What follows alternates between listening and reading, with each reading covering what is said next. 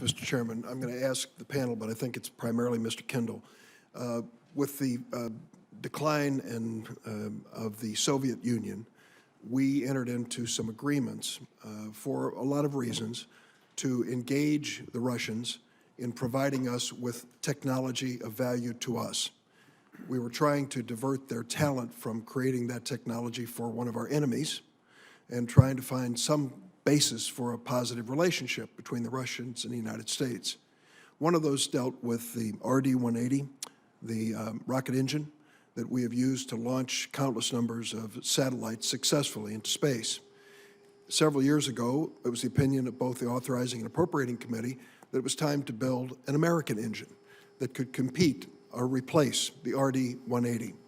For 2 successive years, we have been appropriating the money for the building, planning and building of that engine.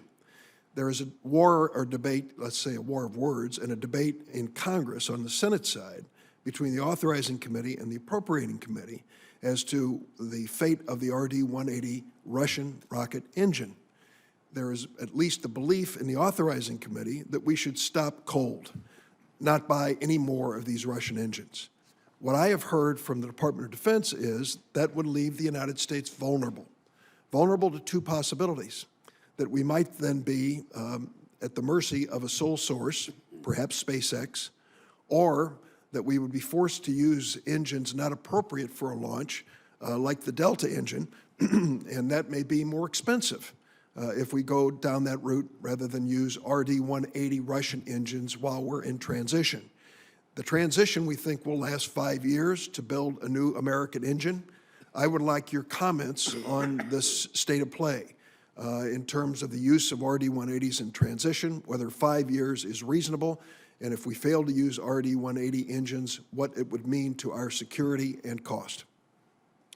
Thanks, Senator Durbin. We've had conversations about this in the past, and as you know, it's a very complicated subject.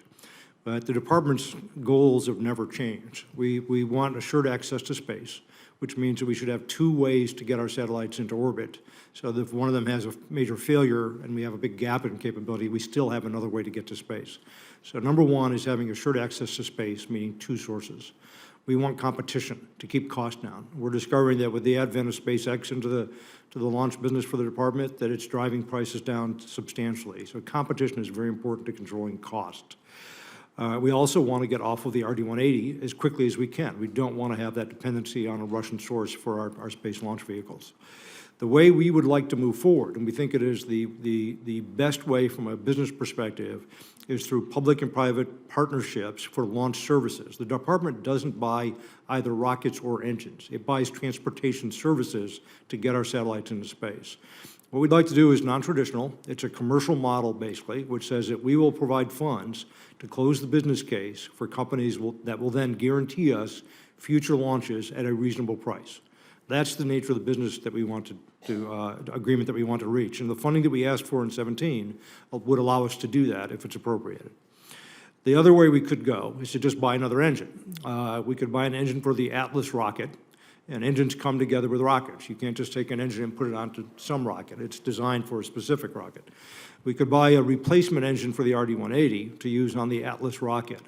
That would be effectively subsidizing one company and providing them with a major investment for that specific rocket. We don't think that's the right way to go. We'd like to have a more competitive approach. There may be a new engine in this, but we'd also like to get to launch vehicles that are more cost-effective and affordable to us. And going forward with something that replaces Atlas with a more cost-competitive solution is, we think, the right approach in that regard. The other alternative that's being talked about is the use of Delta, which is a much more expensive rocket, which has some capability to launch payloads that are comparable to the capabilities of the Atlas system, but at a much higher price, $30, $40, $50 million per launch. It is a judgment I would leave to the Congress as to whether it is worth the total cost of going to Delta, which would be over $1 billion, depending upon what estimates you make, and there are some estimates that are much higher than that. It would be over $1 billion that we would be paying out of our budget to avoid essentially buying RD-180s I don't think that's a good trade-off. I'd rather buy a few more RD-180s to get us through the necessary transition period until we can have more modern and affordable launch services without it. So I'll just close because my time is up, but I wanted to illustrate here, if I can, by this chart.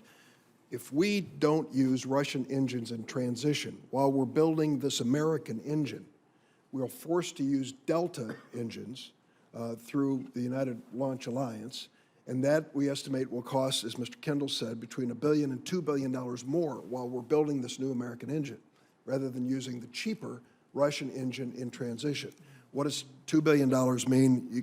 Any of us can come up. We could replace every Humvee in the Marine Corps, increase pay raises for our troops by 2.1% for the next 5 years, with the difference that we pay for Delta, keep the A-10 flying for 5 more years, double the funding for National Guard equipment, buy 10 to 20 space launches under full and open competition. I don't want to continue to subscribe to this Russian engine any longer than we have to. But I think it is short-sighted for us to just say, as some in the authorizing committee have said, we're cutting them off cold turkey, we're finished with them. You know, if we can use them in transition to an American-made engine, we'll have real competition between SpaceX and ULA or whatever company emerges from that, and then we can have the competition and dual sourcing, which you say is important for our security. Thank you, Mr. Chairman.